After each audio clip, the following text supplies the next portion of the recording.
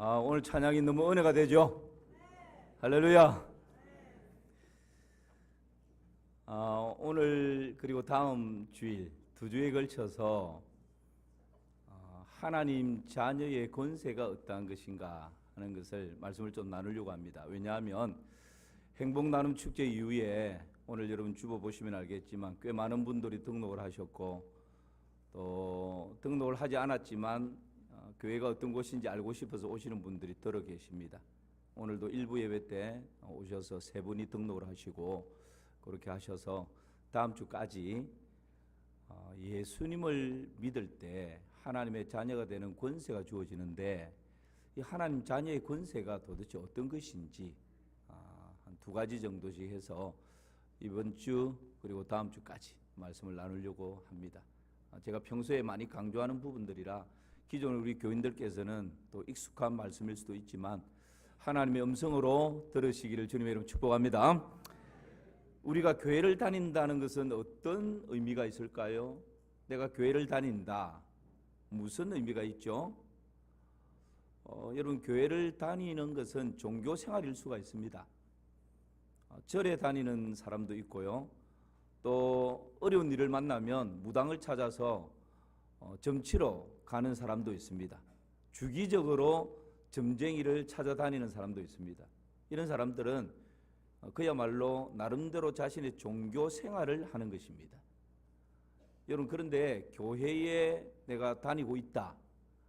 이것도 자칫 잘못하면 그런 류의 하나 정도로 종교 생활로 생각할 수 있습니다.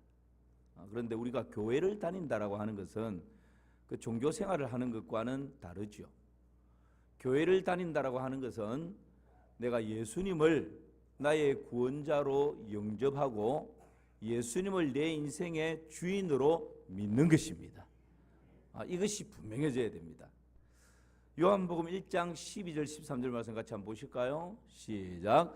영접하는 자 곧 그 이름을 믿는 자들에게는 하나님의 자녀가 되는 권세를 주셨으니 이는 혈통으로나 육정으로나 사람의 뜻으로 나지 아니하고 오직 하나님께로부터 난 자들이니라. 아멘.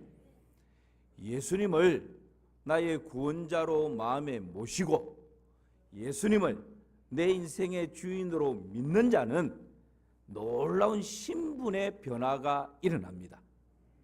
신분이 바뀌어지는데 누구의 자녀가 된다고요? 하나님의 자녀. 하나님의 자녀로서의 신분이 바뀌어지는 것입니다. 여러분, 예수님 믿기 전에는 본질상 진노의 자녀예요. 그러니까 악한 영들, 귀신들의 손에 놀아나고 있는 거죠. 그런데 예수님을 내가 구원자로 믿고 인생의 주인으로 마음에 모시게 되면 신분이 바뀌어지는데 본질상 진노의 자녀에서 하나님 자녀의 권세가 주어지는 것입니다. 여러분, 이 시간 질문합니다. 여러분은 예수님을 구원자와 주님으로 분명히 믿고 계십니까? 이때 지금 아멘을 못 하시는 분들은 상당히 문제가 있습니다. 다시, 여러분, 교회를 다닌다라는 것이 아니라 내가 예수님을 믿고 있는가? 이것이 더 중요합니다.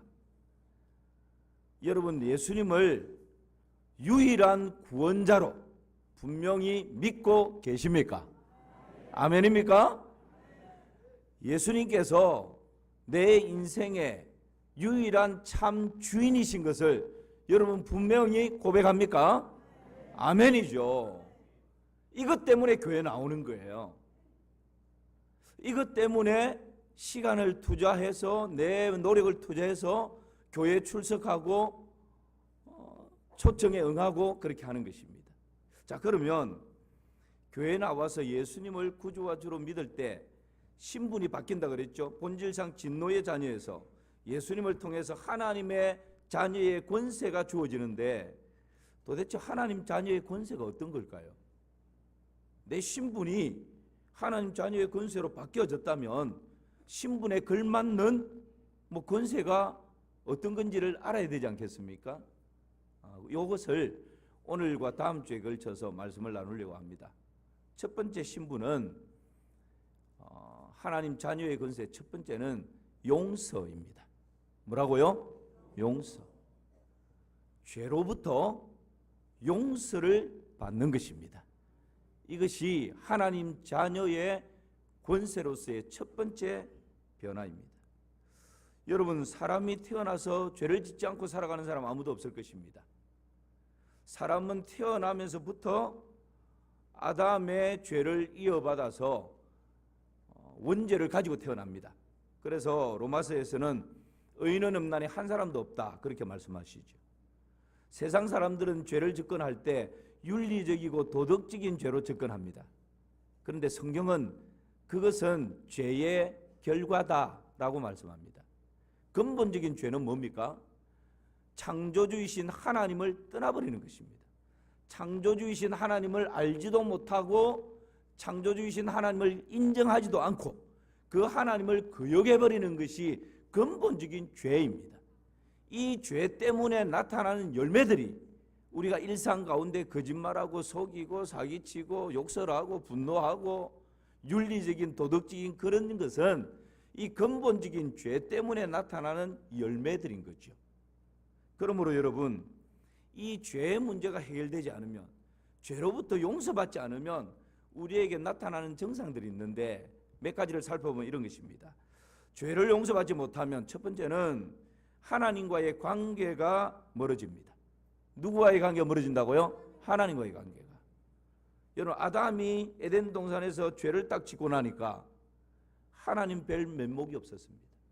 나무 뒤에 숨어버렸습니다. 왜요? 죄 짓고 나니까 부끄러우니까.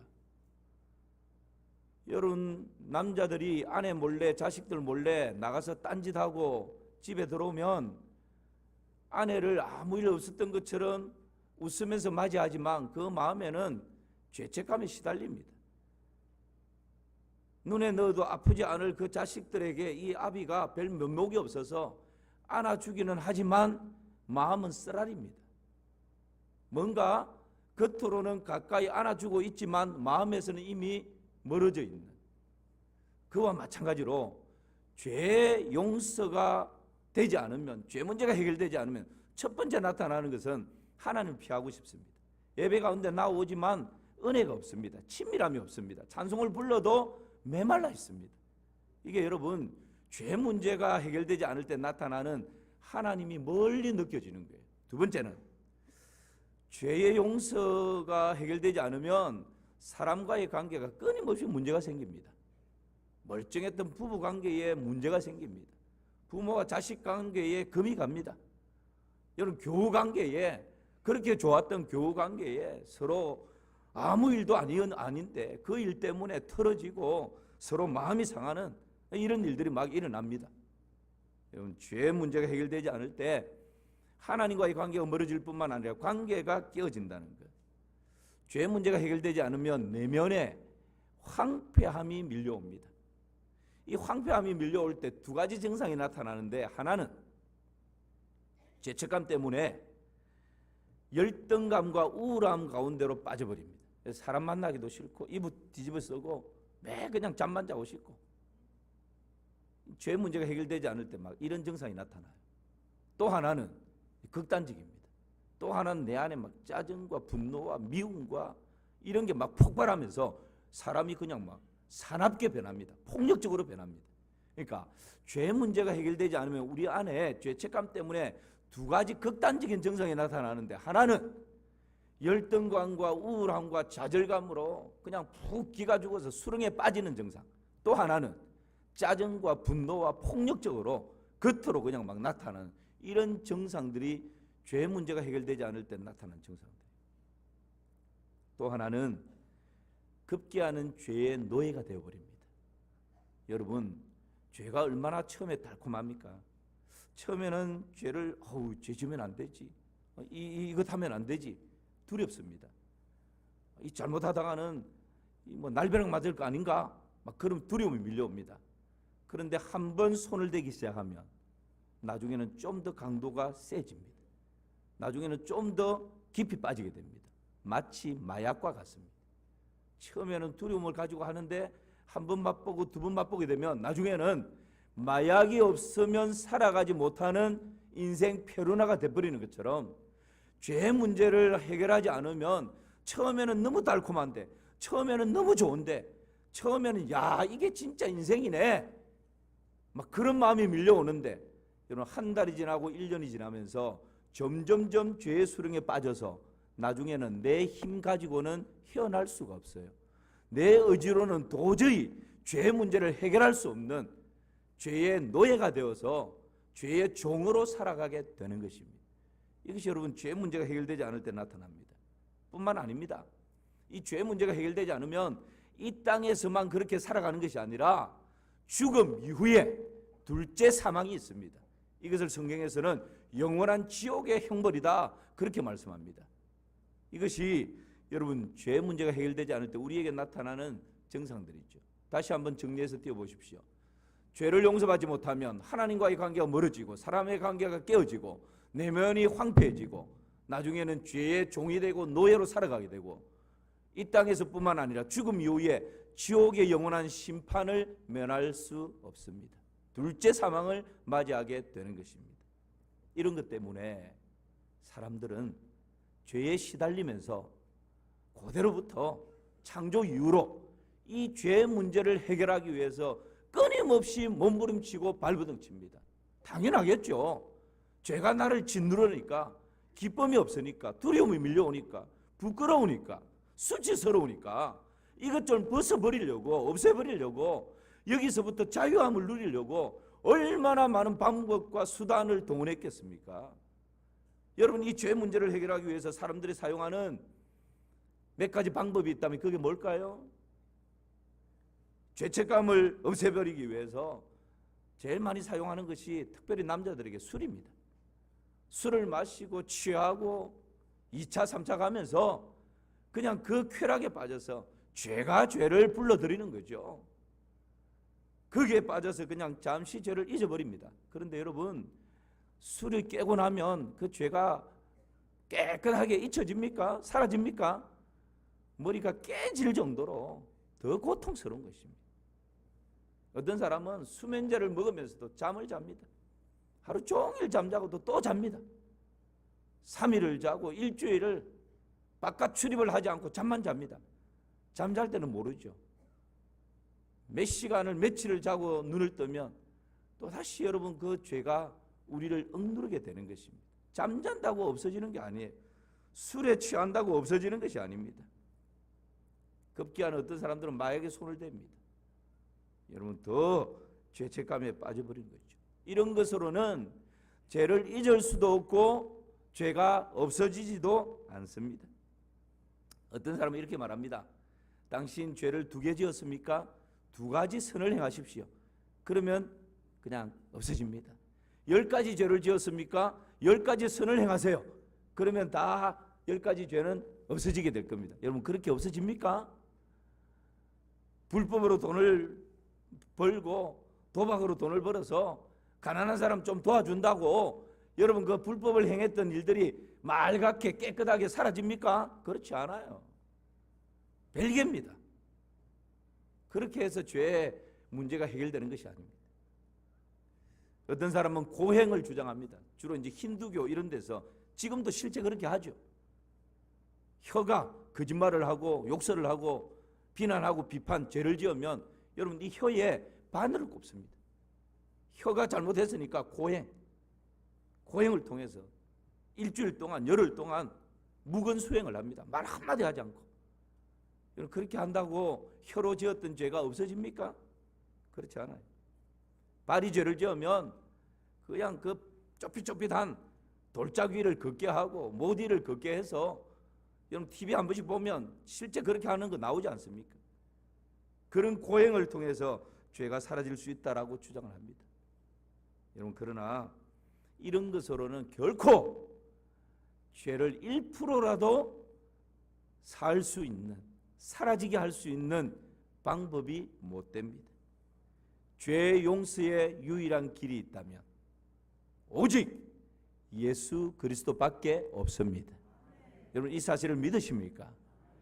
그래서 여러분 내가 예수님을 믿는다라는 것은 하나님 자녀가 되는 권세를 가졌다라는 것은 첫 번째 주어지는 권세가 모든 죄에서 자유함을 얻었고 해방을 얻은 것입니다.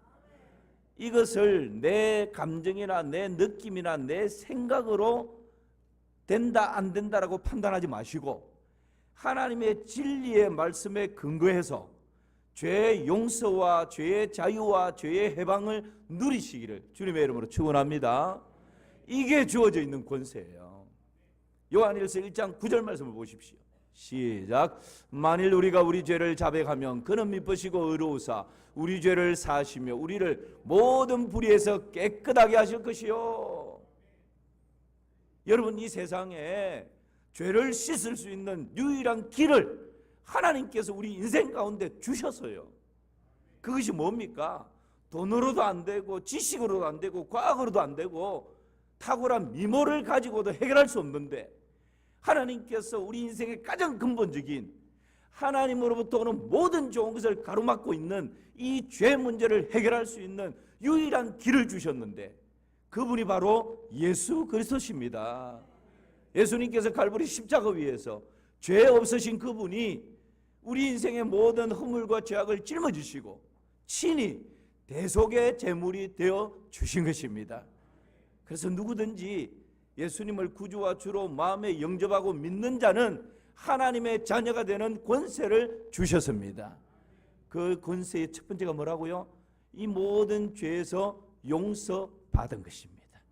그래서 오늘 요한일서 1장 9절을 보십시오. 만일 우리가 우리 죄를 자백하면, 이 자백이라고 하는 것은 원어에서는 똑같이와 말한다, 이 두 용어가 합성된 것입니다. 그러니까 똑같이 말한다는 말이죠. 잘못을 해서 경찰서에 잡혀가면 자백하세요. 뭘 말하는 겁니까? 내가 법을 어긴 것을 똑같이 있었던 그대로 말하라는 거죠. 이게 자백입니다.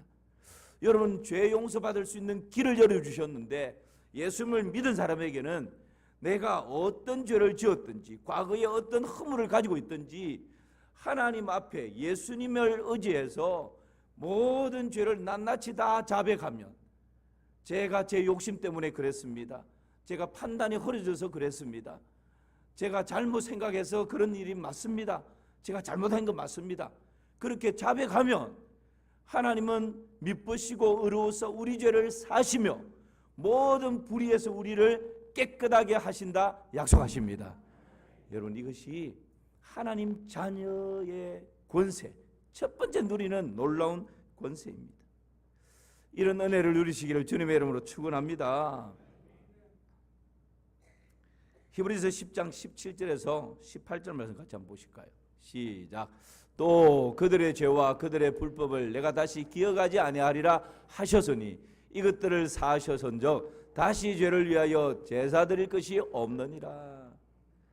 우리가 이렇게 솔직하게 하나님 앞에 우리의 허물과 죄악을 자백하면 하나님께서 우리 죄를 사시고 모든 불의에서 우리를 깨끗게 하시고 건져주시는데 뿐만 아닙니다. 히브리서 말씀해 보니까 그들의 죄와 그들의 불법을 내가 다시 기억한다 안 한다요?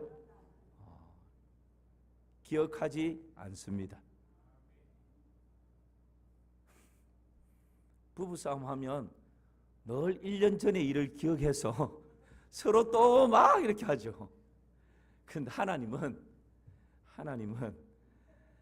어제 일도 우리가 하나님 앞에 솔직하게 잘못을 자백하면 하나님이 용서해 주시고 하나님은 그것을 기억한다 안 한다요? 이게 잘 안 느껴져요. 그죠? 우리는 늘 기억하고 있으니까. 3년 전에 그 상처받았던 것도 생생히 기억하고 있으니까. 우리 기준으로 하나님을 판단하지 마시기를 주님의 이름으로 축원합니다. 하나님은 하나님이십니다. 하나님이 내가 기억하지 않겠다 그러면 내 감정, 내 느낌, 내 기억, 내 상처와 상관없어요. 나는 그 상처가 아직 살아있지만, 나는 아직 기억에 생생하지만, 내 감정은 아직 해결되지 않았지만 하나님께서 기억하지 않으리라 말씀하시면 기억하지 않는 것입니다. 이게 믿음이에요. 여러분, 믿음은 하나님의 말씀에 뿌리를 내리고 있는 것입니다. 믿음이 내 감정에 있으면 오늘 다르고 내일 다릅니다. 믿음이 내 기억 속에 여러분 뿌리를 내리고 있다면 연세가 많아서 이 치매 증상이 오고 기억이 왔다 갔다 하고 교회 다닌 것도 기억 못하면 구원이 다 끊어지겠네요? 아니에요. 여러분, 우리가 신앙생활 할 때 너무 우리의 의와 우리의 공로를 가지고 막 나가려고 하는데 그렇지 않습니다. 구원이 하나님의 은혜고 죄 용서가 하나님의 은혜고 모든 것이 하나님의 은혜라고 하는 것은 선제되어져 있는 하나님의 은혜가 있기에 우리가 구원을 얻을 수 있고 죄 용서의 반열에 설 수가 있는 것입니다. 여러분, 그래서 나의 기억 때문에 여전히 죄책감에 눌려 고통당하는 분들도 들어 있습니다. 나의 감정이나 느낌 때문에 죄의 노예로 살아가는 사람들도 여전히 많습니다. 죄의 상처에 묶여서 여전히 자유함을 누리지 못하고 해방감을 누리지 못하는 그런 분들이 더러 많이 있습니다. 그런 분들 다시 한번 하나님의 말씀을 들으십시오. 만일 우리가 우리 죄를 자백하면 저는 미쁘시고 의로우사 우리 죄를 사시며 모든 불의에서 우리를 깨끗게 하시느니라. 내가 다시는 그들의 허물과 불법을 기억하지 아니하리라. 주님의 말씀입니다. 그렇다면 더 이상 지난날 죄에 묶여서 자유함을 누리지 못하는 그런 억울한 시간을 보내지 마시기를 주님의 이름으로 축원합니다. 예수님을 믿을 때 하나님 자녀들은 권세가 주어지고 그 하나님 자녀의 권세 첫 번째는 모든 허물과 죄에서 용서받은 것입니다. 그 용서는 여러분 하나님께서 은혜로 주시는 것이죠. 우리가 자백하면 하나님께서 그리스도 예수 안에서 우리에게 자유함을 주셨다 말씀합니다. 로마서 말씀을 같이 한번 읽어볼까요? 시작.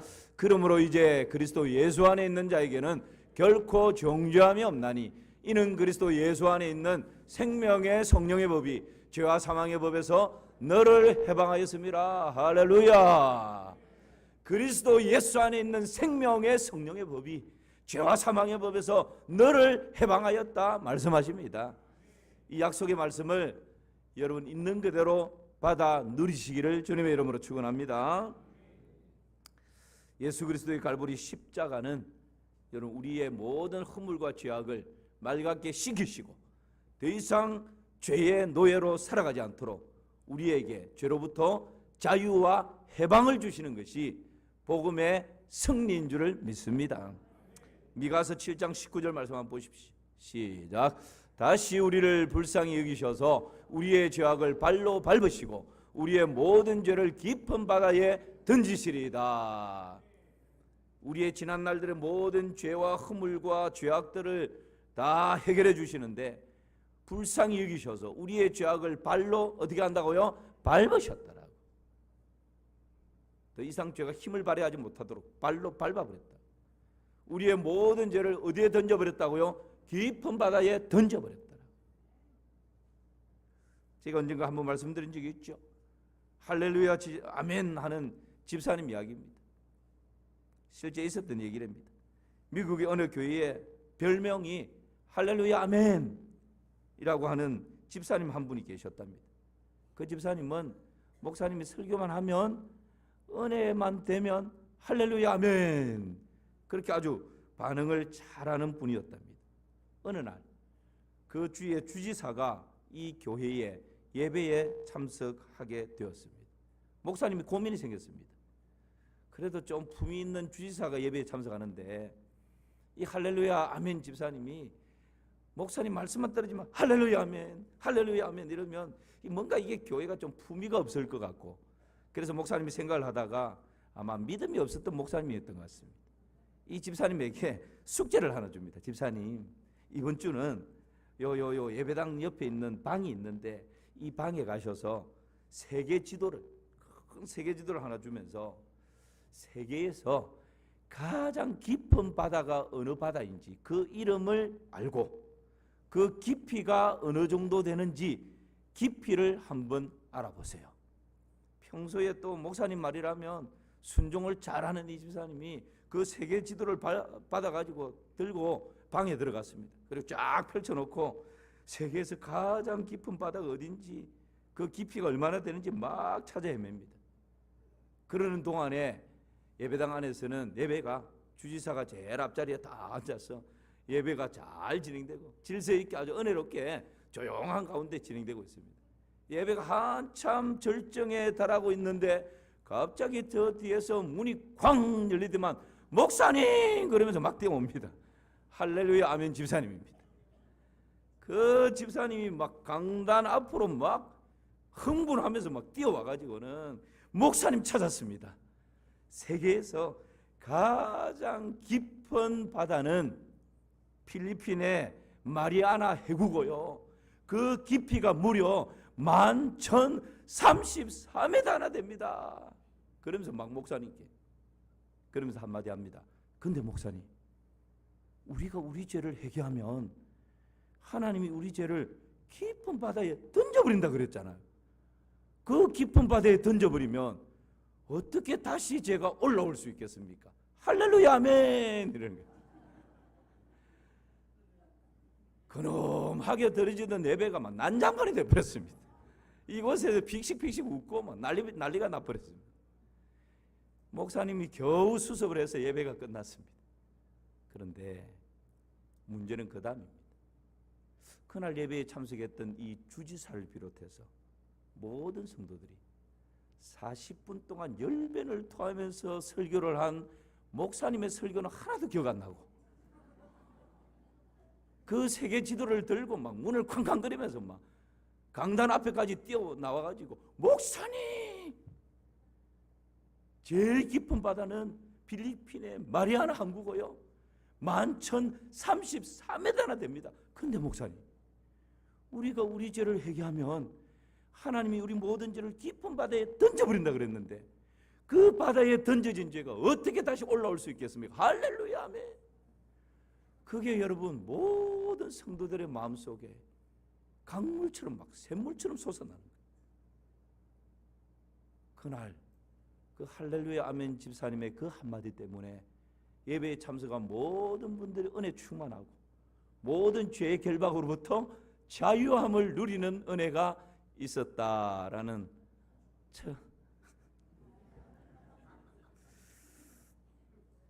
그 다음 얘기는 안 하겠습니다. 그렇습니다. 하나님 말씀이죠. 내 기억이 아니고 내 감정이 아니고 내 느낌이 아니고 내 과거의 상처가 아니고 말씀이 그러하다 하면 그런 것입니다. 우리의 신앙은, 우리의 믿음은 말씀의 뿌리를 내린 신앙입니다. 여러분, 내가 예수님 믿을 때, 예수님을 영접할 때 우리는 이미 하나님 자녀의 신분을 가졌습니다. 그래서 하나님 자녀의 권세라고 그랬습니다. 하나님 자녀의 권세 첫 번째는 어떤 무거운 죄가 있었다 할지라도, 어떤 깊은 죄악에서 수렁에서 헤매였다 할지라도 예수님을 믿고 하나님 자녀가 되었을 때 이 모든 허물과 죄악들은 흰 눈처럼 양털처럼 맑게 씻기워지는 것입니다. 이것이 여러분 우리에게 주어져 있는 십자가의 능력이고 복음의 승리인 줄 믿습니다. 두 번째는 평강입니다. 죄 문제가 해결되면 우리 안에 평강이 밀려옵니다. 여러분, 새로 오신 분들 인터뷰를 하다 보면 많은 분들이 그런 이야기를 합니다. 목사님, 교회는 처음인데 와서 앉는 순간부터 저도 모르게 자꾸 눈물이 납니다. 예배 드리는 것이 되게 어색할 것 같고 교회 오는 것이 굉장히 마음에 부담이었는데 뭐 예배 진행하는 대로 가만히 예배 드리는 가운데 저도 모르게 마음이 편안해집니다. 그런 말씀을 하시는 분들이 들어 많습니다. 여러분, 하나님의 품에 들어오면 나도 모르게 감격이 일어나는 것이죠.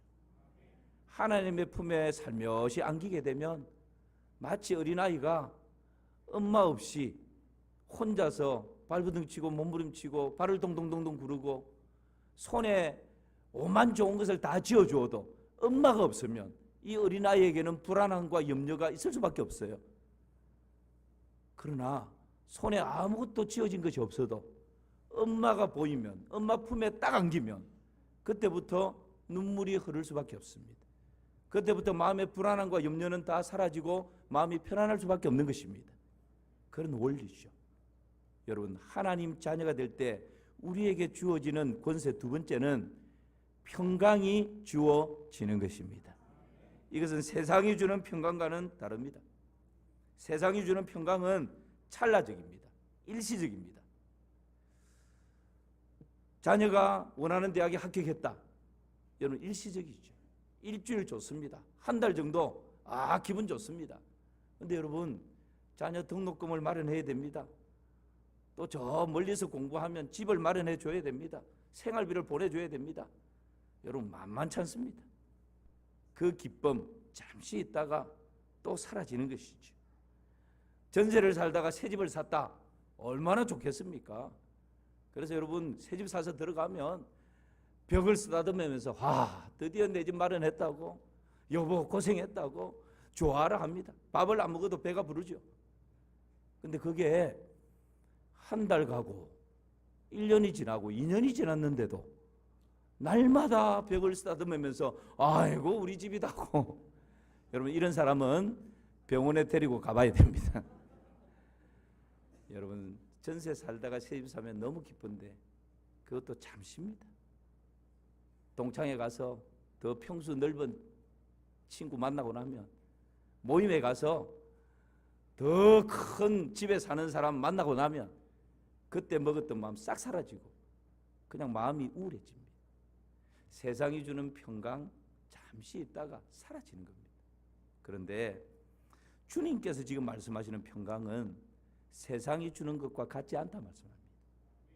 세상이 주는 것은 잠시 있다가 사라지는 찰나적인 평강이요 기쁨이지만, 우리 주님께서 우리 가운데 주시는 평강 기쁨은 쉬하지도 않고 없어지지도 않는 영원한 기쁨이요 영원한 평강인 줄을 믿습니다. 왜 그럴까요?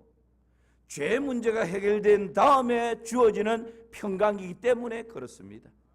다윗은 간음죄를 짓습니다. 그 여인의 남편을 죽어버리는 살인죄를 짓습니다. 그리고는 나단 선지자의 책망을 받고 하나님 앞에 통해 잡아가면서 뭐라고 고백합니까? 하나님이여, 내 속에 정한 마음을 창조하시고 내 안에 정직한 영을 새롭게 하옵소서. 나를 주 앞에서 쫓아내지 마시고 주의 성령을 내게서 거두지 마소서. 하나님이여, 내 속에 구원의 기쁨과 구원의 즐거움을 회복시키시고 자원하는 심령을 주사 나를 붙들어 주옵소서. 죄를 짓고 나면 구원의 감격, 구원의 즐거움, 구원의 기쁨을 상실해버리는 것입니다. 그래서 다윗이 하나님이여, 주의 성령을 거두지 마시고 나에게 주신 그 구원의 감격과 즐거움과 평강과 기쁨을 다시 회복시켜달라고 그렇게 기도하는 것이죠. 여러분, 그리스도 예수 안에서 우리의 이 죄 문제가 해결되어야만 하면 하나님 주시는 가진 것도 없는데, 다른 사람과 비교해서 그렇게 건강한 편도 아닌데 말할 수 없는 기쁨과 평강이 우리의 심령 가운데 밀려드는 것입니다. 그래서 시편 기자는 주께서 내 마음에 두신 기쁨은, 주께서 내 마음에 두신 평강은 저희의 곡식과 새 포도주 틀에 풍성할 때보다 더하다 말씀하십니다. 여러분, 이것이 하늘로부터 임하는 평강인 줄 믿습니다. 하박국 선지자는 이렇게 고백하죠. 비록 무화과 나무가 무성치 못하고 포도나무 열매가 없고 감람나무에 소출이 없고 밭에 식물이 없고 우리의 양이 없고 외양간에 소가 없을지라도 나는 여호와로 인하여 즐거워하며 나의 구원의 하나님으로 인하여 기뻐하리로다. 주 여호와는 나의 힘이시라. 나의 발을 사슴과 같게 하사 나로 나의 높은 곳에 다니게 하시리로다. 지금 손에 가진 거 아무것도 없어요. 빈털털입니다.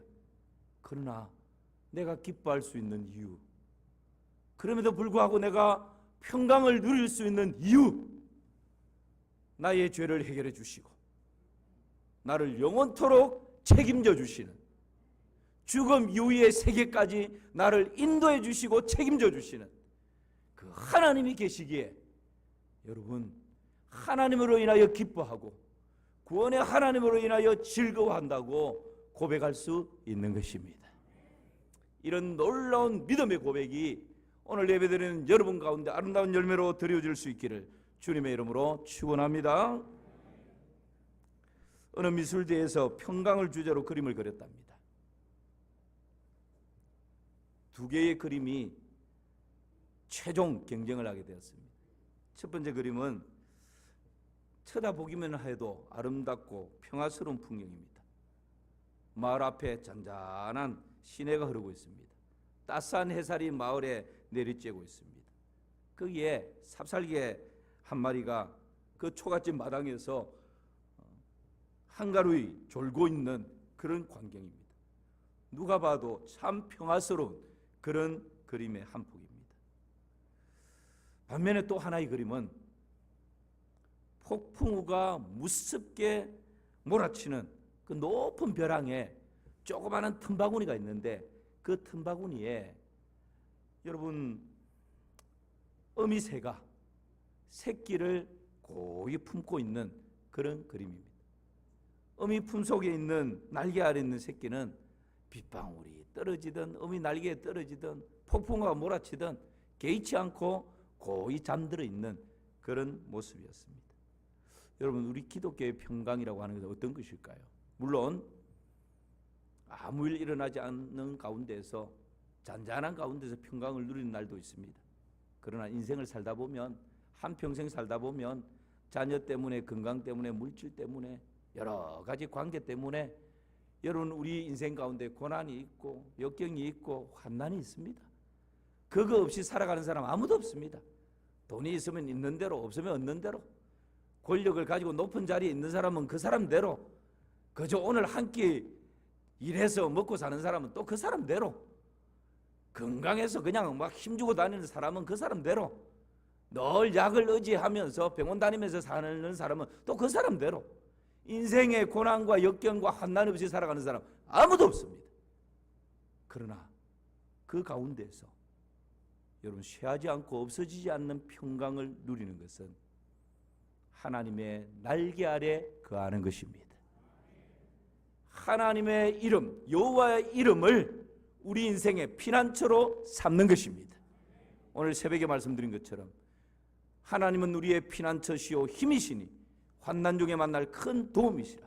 그러므로 땅이 변하든지 산이 흔들려 바다 가운데 빠지든지 바닷물이 흉룡하여 뛰놀든지 그것이 넘침으로 산이 요동할지라도 우리는 두려워하지 아니하리로다.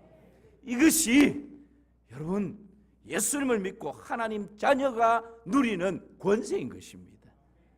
돈 주고 살 수 없는 권세, 권력으로 대신할 수 없는 권세, 이 권세를 여러분 예수 그리스도 안에서 우리는 누리며 살아가는 존재입니다. 오늘 두 가지를 말씀드렸습니다. 하나님의 자녀의 권세가 무엇입니까? 교회 나온다는 것, 신앙생활을 한다는 것은 예수님을 믿고 하나님 자녀의 권세를 누리는 것인데 하나님 자녀의 권세 두 가지를 생각했습니다. 첫 번째는 뭐라고요? 용서입니다. 두 번째는요? 평강입니다. 모든 죄에서 용서함을 받고 자유와 해방을 누리는 것이요. 그 용서를 받았기에 밀려오는 하늘로부터 임하는 하나님의 평강입니다. 새로운 한 주간 하나님 자녀의 이 권세를 여러분 일상 가운데서 더 많이 누리시기를 주님의 이름으로 축원합니다. 하나님 그렇게 살아갈 수 있도록 믿음의 부유함을 허락하여 주시옵소서. 예수님의 이름으로 기도하옵나이다. 아멘.